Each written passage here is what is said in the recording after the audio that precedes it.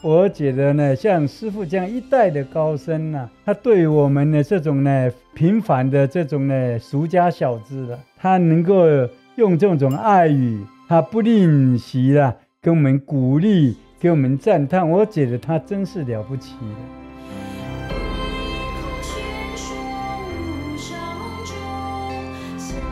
欢迎收听菩提麻瓜，我是小编阿若，我是林世敏林老师。欢迎收听菩提麻瓜。那本次的主题是圣严法师。那圣严法师他是台湾佛教四大山头之一法鼓山的创办人，本身也是一名作家，创作很多佛教的书籍，然后他也是个高知识分子，因为他是好像据说是汉传佛教第一位到日本去留学，然后得到博士的人，这样2009年的时候过世了。但是他的现在的很多丰功伟业也是说不完，本身的经历也是非常的精彩。那我们今天呢，就是来聊聊说林老师跟圣严法师有什么样的渊源跟契机认识的。那老师，你第一次遇到圣严法师是什么时候呢？他是什么样的契机？我跟圣严法师呢，认识的比较晚一点，主要还是透过那个弘法寺的开正法师。那圣严法师跟开正法师呢，两个非常投缘呢。每一次那个圣严法师来高雄呢，他都会来弘法寺。我在弘法寺呢，有好几次呢，就碰到了圣严法师。那么师父在这个图书馆，在高雄很多地方演讲呢，我因为这样的关系呢，所以我都有去聆听。那么呢，就私底下，那时候我大概大学毕业了，有一段日子我在当老师了。那么我觉得他这个和尚呢，非常的慈祥，那么呢，饱学呢诗书，那么呢，这个非常的诚恳谦虚，对他印象就非常的好。哦，所以老师大概是20几岁的时候认识圣严法师。我那时候大概应该差不多有30岁有了。30岁了，对，就不是像之前的路过的师父系列都是小时候认识的。对对对。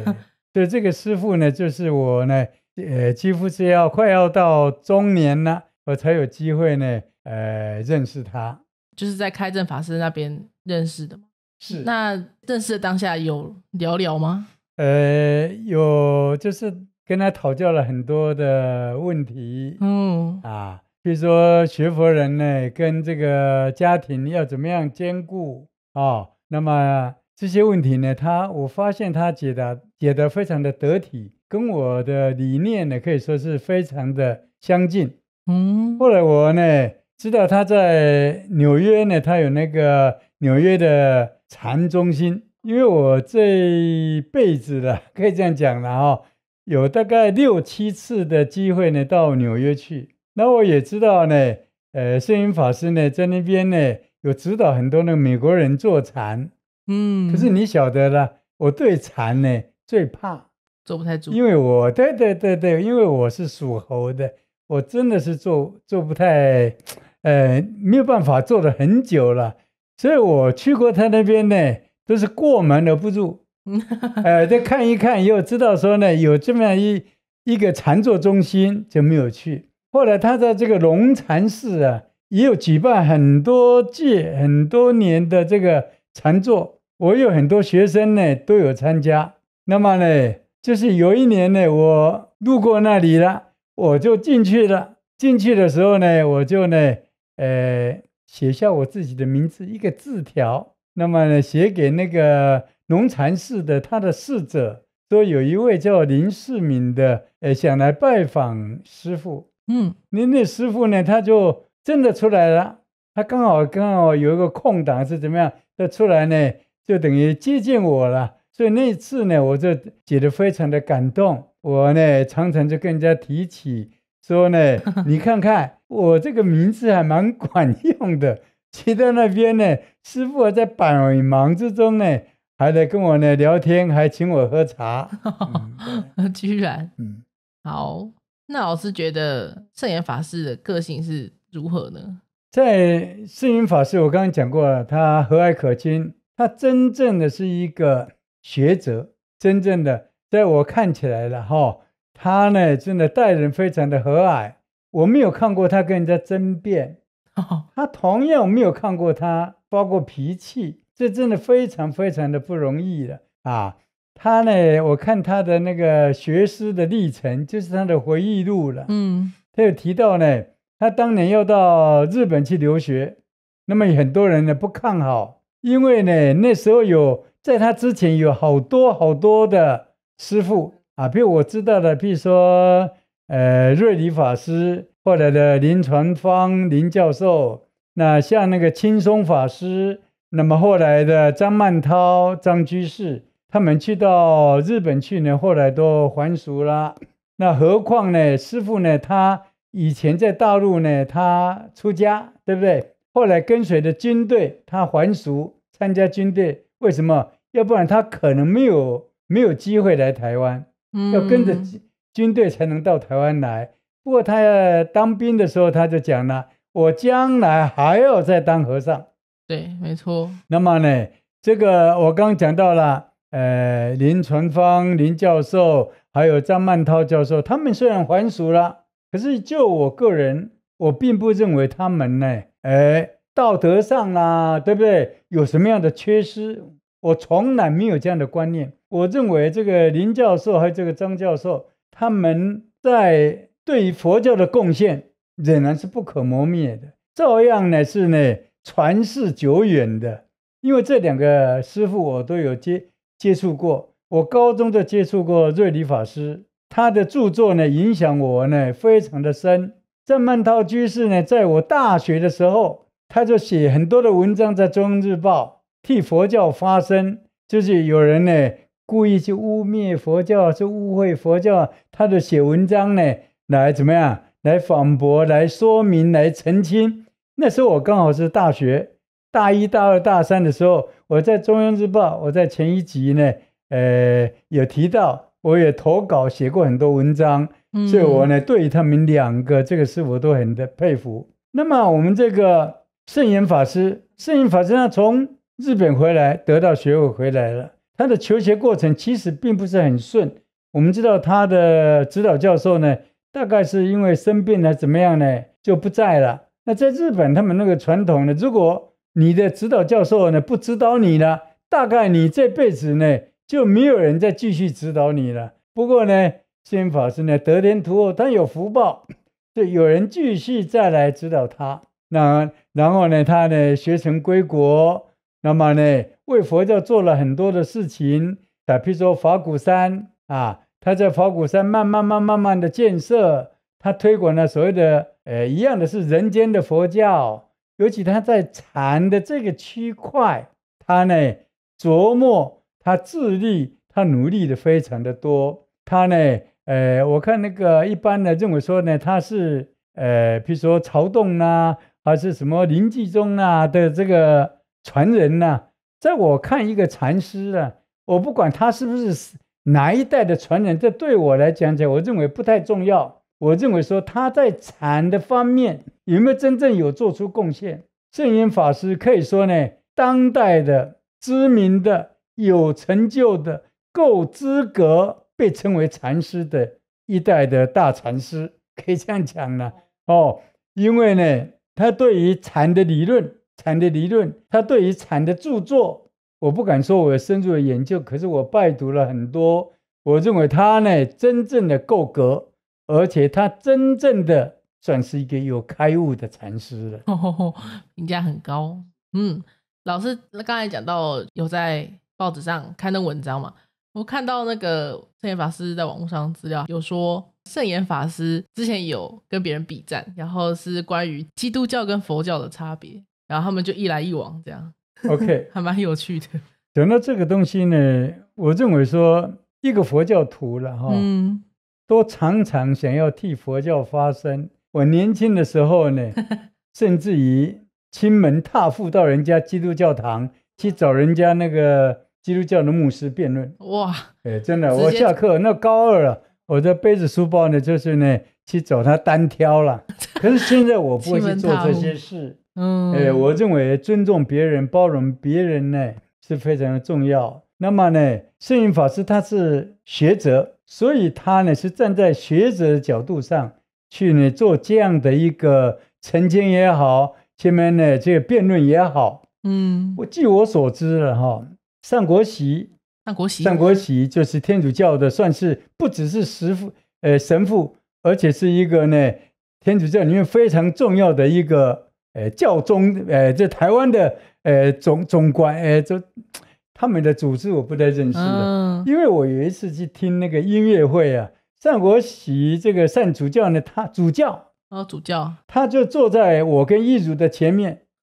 那因为我以前听过他跟那个圣严法师的对谈，那么我知道善国席虽然他的宗教信仰跟我不一样，可是我打从骨子里我对他非常的尊重，所以我特别站到他前面去说，善主教，我在什么什么时候听过你呢跟这个圣严法师有过对谈，我呢虽然信佛教，但是我呢还是向你表示我的敬意。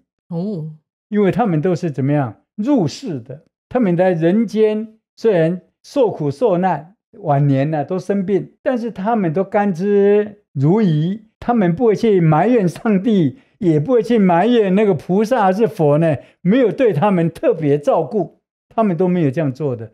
这一点呢，就是我们每一个佛教徒应该要去认清的。因为人生是苦，可是这个苦呢，如果你能够认识它，你就不会怎么样了。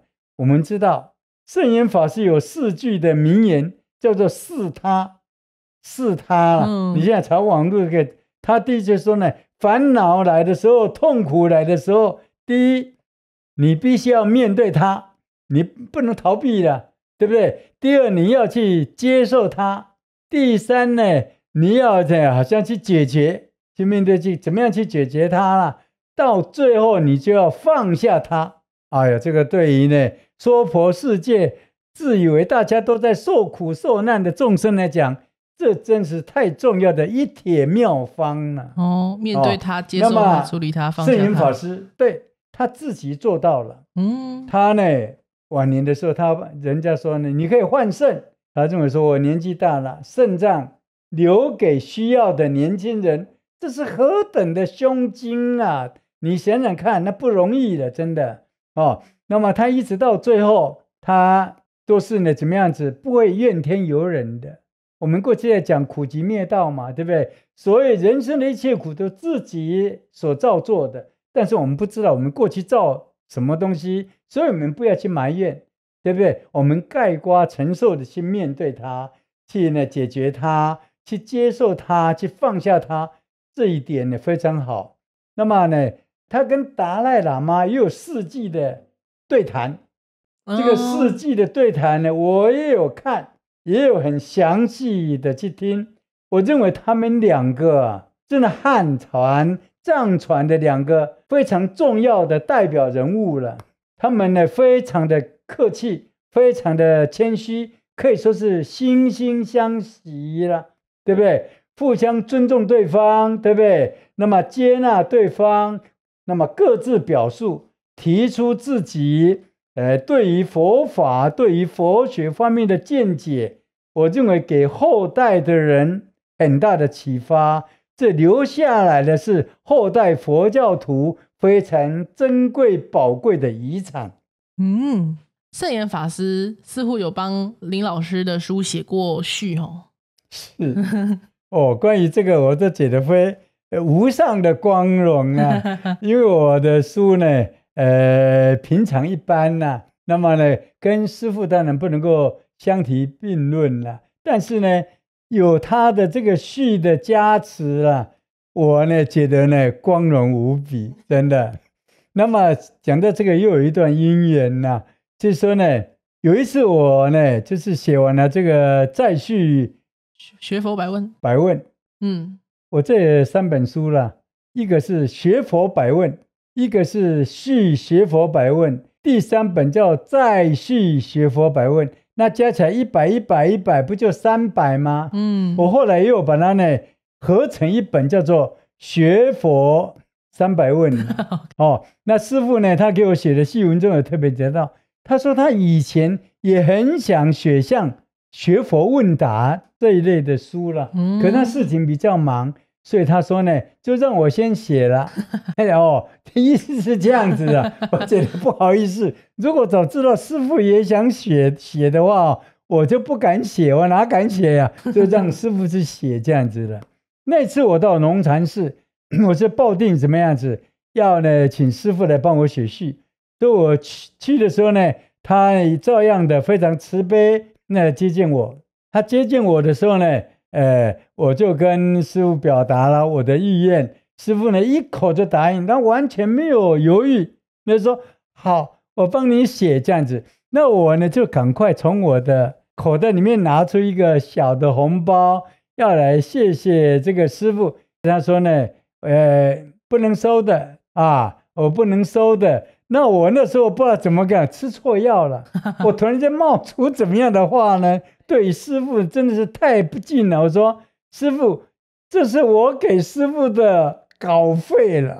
哎呀，我的天哪！我现在每一次想到这个东西，我都觉得很惭愧。那师父呢，他稍微愣了一下，然后笑着说：“稿费吗？”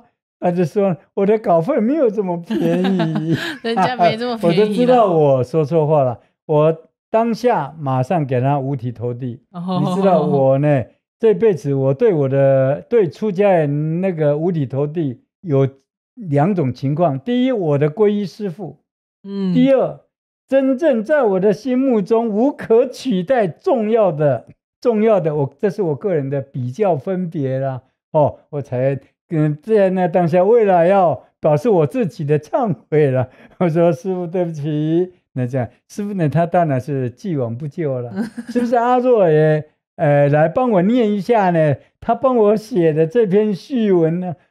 这篇序文我讲一下，现在还放在那个法鼓山金山的法鼓山上。你注意，他那边呢就有这一辈子师父帮人家写过的序，他全部都保留着。全部他不打字，他都亲笔写的，亲笔稿。每一次去，我有一次带我孙子、带我女儿、儿子，还一起上山，就看到了，我就跟你讲，你看看我那本书，就因为有这篇序而得以流传到后代去。添砖加瓦，请阿若帮忙来读一下。好啊，这个民国60年代的台湾佛教界风行着一本深入浅出的学佛入门书《佛教的精神与特色》，为佛书开出了现代化、普及化而又不失其深度的新风气。它的作者林世敏居士博学精思，勤于读书，善于消化，尤长于文字的表达，可知该书的风行绝非偶然的性质。好，第二段再读一下，欲罢不能的。民国64年，我即有写作一册学佛百味的动机，由于因缘不具足，迄今未能如愿。目前林世敏居士在其数位青年学生陪同下来龙禅寺访问，并以他的4种著作相赠。除了先前的佛教的精神与特色，尚有新书《贝叶之乡学佛百问》及续学佛百问，使我非常欢喜。好，我要把全部念完吗？是，好，欲罢不能。现代佛教界勤于写作并具正知正见的人虽已日渐增加，但也不能算多，尤其是能够历久不衰，越写越受广大读者所爱好的佛教作家依旧很少。林世敏居士便是其中的能手高手。哎呀，这个评价非常高。好，当今佛教界的散文作品广受社会大众爱读的有文学的佛学、佛学的佛学以及信仰的佛学。林世敏居士能够涵盖其全面，而侧重于知见的疏导及佛法的实用。我能受到本书作者的邀请作序，感到非常荣幸，是以仅述数语如上，用报雅意。好，阿若这样在念的时候，你看我呢，这种陶醉的这样的表情，表示对于师父对我这样的，虽然是愧不敢当啦，可是私底下真的是欢喜在心呢。我觉得呢，像师父这样一代的高僧呢，他对我们的这种呢，平凡的这种呢俗家小子了，他能够用这种爱语，他不吝惜啦，跟我们鼓励，给我们赞叹，我觉得他真是了不起的。那么你大家晓得啦，像我们这种凡夫俗子呢，就是需要人家的鼓励的，尤其在佛门里面呢，你无论你是讲经说法，或是你是写作还是作曲这个作词，都是一种寂寞的工作了。那么呢，有师父这样的鼓励，那他前面讲我只送他4本，往后我又写了几十本，可见有人鼓励，我们就有动力，对不对？就能够持志，能够呢不懈。那么，因为我们是凡夫俗子，就需要人家给我们加油，给我们呢鼓励，对。而师父呢，他虽然已经往生了，我在这儿呢，仍然要说呢，非常的感谢他，能得到这个提携后进提携后进，你可以这样讲了。的亲笔写序，这样不容易。十方诸刹土，世间种子入。菩萨心愿，菩萨心愿，菩萨心愿，菩萨心愿，菩萨心愿，菩萨心愿，菩萨心愿，菩萨心愿，常驻人间。那我们提到圣严法师，其实就不能不提到法鼓山啦。对，就跟我们之前聊过的星云法师一样，那毕竟是台湾的4大佛教山头之一，法鼓山。那老师有去过法鼓山吗？是。那有觉得法鼓山特别亲近吗？第一次到法鼓山的时候，我老实讲是非常的震撼的。为什么？这里面它的无论是建筑的那个配置譬如说在这个绿色的这些树林中间，突然间有一个小凉亭或是它那个大殿前面有那种呢，像那个水池，对不对？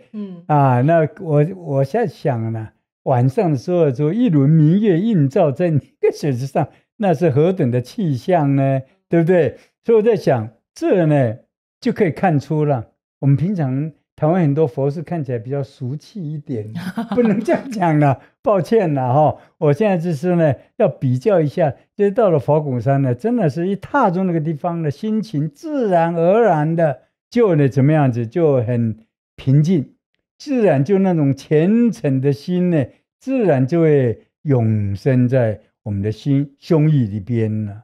这个呢是我第一次去的时候，那后来有几次我带孩子了，跟义主又上去几次，那上去几次呢，我都没有去打搅那个师父了那么呢，到后来的时候要讲一个小的典故，就是说呢，我认识一位师兄，是我们佛门里面呢非常虔诚的一位呢居士，叫做洪一洪跟他的太太荣轩，他们在这个金山那个地方呢。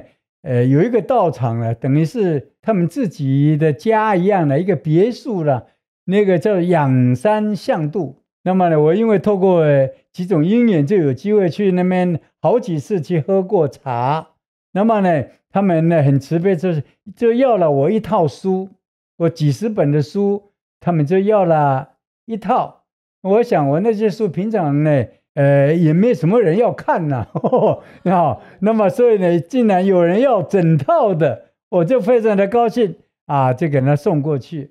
那就呢摆在他们那个仰山善度里客厅那边呢。那么呢，有一次法鼓山的第一任的那个就是住持果东法师他跟他们很熟，他这个过去的时候，他就看到我的著作了，就讲了一句话，他说这个林世明居士呢，好像呢很虔诚，好像著作不少这样子。我知道这件事以后，我就跟那个洪居士这样讲说，下一次如果果东法师有再来，就跟他说呢，我很希望能够到山上去做比较深度的去瞻仰巡礼了。那呢不久就有消息传下来了，说好他呢愿意去安排。刚好这一段呢，我就看到了现在法鼓山的继任的这个果东法师，不就他等于退位了吗？就呢变成了果辉法师呢，上去了。下一代我在果辉法师的他那个文章里面就看到他写了一段，他说他在台大念书的时候啊，本来想去当神父的，但因为看了一本书，就是我那本《佛教精神与特色》，他就改变他的这辈子的信仰，而变成了和尚了。果辉法师也是到日本去拿博士学位的人，所以他们就安排呢，我跟义儒了，我又带了那个台北高明补习班的李文章啦、陈慧珠啦，他们这对夫妻啊，一起上山去做客了。去到那边呢，受到他们非常热烈的欢迎，请我们喝茶，而且还办了一席素桌来请我们，使我非常非常的感动啊！那个果辉法师一样，跟那个圣严法师一样，非常的慈悲，非常的慈祥，这样子。那果东法师呢，更不要说了，果东法师非常的活泼，非常的开朗，他呢跟见到他一见如故。他的对我们呢，就是好像见到老朋友一样啦，还带我们到那山上，到那个石头的后面啊，到那个草坪上啊，前面呢走一走，看一看。他自己呢怎么样，当了向导，让我们呢在那短短的呢1个多钟头的时间呢，可以说呢把那个法鼓山呢踏一半以上。所以我这一点我就非常的感动了。我说圣严法师他呢。他的后继者果东法师真的是广结善缘了，也见到他的人呢，就没有一个呢不喜欢他的，觉得他呢非常的热忱啊，还非常的入世这样子。那么现在到了果辉法师呢，又看到了圣严法师的影子了。为什么？做学问的一个学者，所以我在这样的因缘呢，能够真正又上山去做了这个深度的这样去巡礼，我觉得这辈子的叫我真的是难忘了。亲自当向导，亲自安排，是非常周到。而且一次见了2个，果东法师跟果辉法师都见到了，那圣严法师我本来就见到了，所以说呢，自从开山以来，对不对？那么这三巨头了，可以这样讲了。都今生有幸见到了，我觉得呢心满意足这样子啊。好，我记得那个圣严法师说他想要去日本拿博士，寻求比较高的学历，好像也是因为说早期台湾的社会觉得说出家人是逃避的心态，所以才出家。早期台湾社会对出家人的印象比较负面，所以好像圣严法师就是想拿个高学历证明说不是所有出家人都是这个样子。 OK， 圣严法师想要拿一个高的学历，他不是为了要好像显摆这样，对对，跟人家好像是夸耀说我是博士生。我相信师父绝对没有这样的一种心理。不过他这个博士学位对于他最后他以后推广这个法鼓山的这些志业绝对是有帮助的。譬如说我来讲，我就常在想，如果现在让我再重来的话，那我就要到台大去念哲学系，我成绩可以上的。所以老师选择不上台大，我可以去上那个国文系，对不对？我也可以上那个历史系。为什么？而且我也要到国外去读书，我可以到威斯康星，对不对？我可以到耶鲁，这样的佛光山也有耶鲁的法师，对不对？我呢也要去拿一个博士学位。为什么东西呢？因为在一般世俗的人呢，他们认为说林博士 Dr. Lin， 对不对？他们就呢怎么样，就觉得说这个抬头一出来，这个老师这个林世敏就不简单了，会吓到。对啊，事实上也是这个样子，因为术业有专攻了，有一个博士的学位，博士就是对于专精在某一行某一个东西，这可以取得社会大家的公信力，这没有什么不好。但是我们也不能讲说没有拿到博士学位的人，譬如说星云法师，像开正法师，像月基法师，对不对？像那个正言法师，他们没有博士学位，可是他们对于佛教的贡献，他们对于众生的影响依旧不会少，一点都不会呢比圣严法师差。所以我们做一个佛弟子人要随顺因缘。我刚刚讲过了，如果时间能够倒流，这不就废话吗？时间不能够倒流了，所以我认为说我这一辈子没有博士学位，但是我呢只有大学毕业的这样子的一个能力，我做了我呢认为说我该做的事情，至于做的多少，那因为受限于我自己的时间精力，对不对？那我呢认为说，如果生命有下一辈子，我要跟那个圣严法师学，我要跟佛光山的、跟那个慈济的这些师父们学，怎么样？能够再多做一点，能够再呢多奉献一点，这样。对啊，因为我想说，就是老师也书念的蛮多的。哎呦，这是你讲的哦，我可没讲。就成绩蛮好的。对，好，老师有什么想补充的吗 ？OK， 关于圣严法师的一生呢，可以说是传奇的，富有传奇性的。他本来是和尚，后来呢，他去当兵，当兵以后呢，他就又回来再出家啊。然后呢，中年呢，大家都不看好，没有什么人给他呢资助啊，可以这样讲呢。他毅然决然的到日本，可以说呢，吃尽了很多的苦头。他呢完成了学业，又回来，那么呢努力开创他的心目中怎么样为佛法能够复兴，怎么样呢为佛法能够赢得社会大众的肯定跟支持。他在这一方面可以说呢非常勤奋，一天他都没有浪费掉。我个人认为呢，他呢可以说是不改变他的初衷。他当和尚，虽然呢去当兵了，对不对？他呢又回去当和尚，又去念博士，又回来呢为佛教做这么多的事情，这就是呢没有改变他的初衷，这一点呢非常的难得了哦。而且呢，我刚刚讲过，他对于讲业后进，他对他的徒弟的开导，那呢都不用说了，连我呢，对不对？跟他以前也没有什么多熟，对不对？对我这样的人呢，他呢都愿意帮我来写序，这样来肯定我，来鼓励我。你想想看，圣严法师真的是太慈悲了。所以这一点呢，讲起来了，他完全没有价值的。他对于呢他的徒弟都是和蔼可亲的。我可以这样讲，我有很多学生本来在很偷偷的讲的，他本来在很多别的道场，后来呢都呢怎么样？去了法鼓山，全部到好多哦，在我印象里面几十个都跑到法鼓山。那我问他说为什么这样？他说因为师父会教禅呐，他很会做禅呐，他是一代的禅师啦。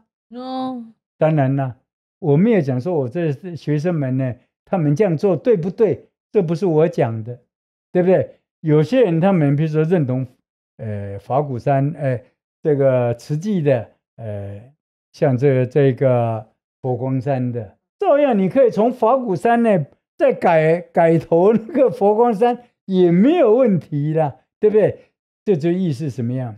你有没有受到这个师父的感召？师父他做些什么样的事情，他怀抱怎么样的悲愿，他就会吸引跟他有同样志愿的这些徒弟们跟着他往这方面去走。要不然你想看佛教里面的菩萨有多少？几千万亿个菩萨，不就是菩萨的善巧方便吗？在我心目中，不论是法鼓山的，不论是呢佛光山的，不论是慈济的，是那个开正法师这边的，这些人都是菩萨，他们显现不同的面貌显现出来，那么呢经营不同的志业，来吸引娑婆世界不同的众生，一起把这些苦难的众生怎么样子一起带到解脱自在无碍的亲近佛国去。我们非常感谢这些菩萨们。那么这集是圣严法师，我衷心的感谢圣严法师这辈子对我的鼓励，他对于佛教的贡献，他对于呢佛教的众生所呢做的这些事业，我相信这些都将永垂不朽。好，那我们这集圣严法师的集数就录到这里。好，感谢林老师分享这么多，有奇。那我们下期再见，谢谢，拜拜，谢谢。大千世界雨很沙，我就在乎脚踩这寸土。时光奔流不息如长河，我只把握当下一刹那。大千世界雨很沙，我就在